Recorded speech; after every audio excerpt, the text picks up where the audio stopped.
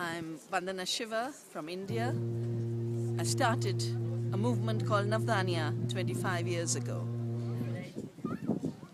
Basically because I felt an outrage at the idea that life on Earth, created over millennia by the Earth herself, diversified further by our ancestors, that now it was being claimed to have been invented and created by a handful of corporations that used to bring us toxic chemicals, that brought us war. Now they wanted to own seed and own life forms. And for me, it was just too wrong to accept this.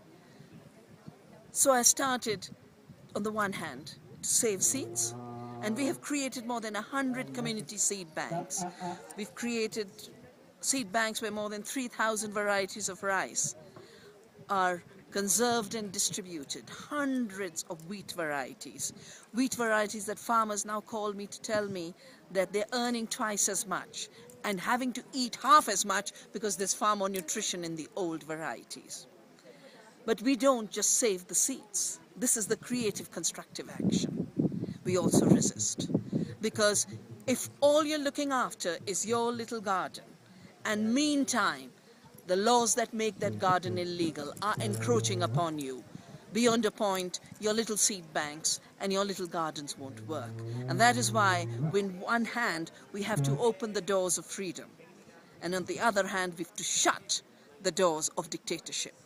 To shut the doors of dictatorship, first, we must not accept the obscenity of laws that say life is a creation of corporations. We've got to reclaim the freedom of life to be itself, for seeds to be in farmers' hands. We call this seed sovereignty.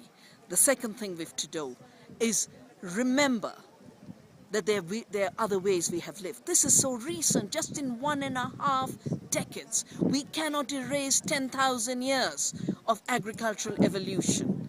We've got to have our memory to reactivate an imagination of freedom.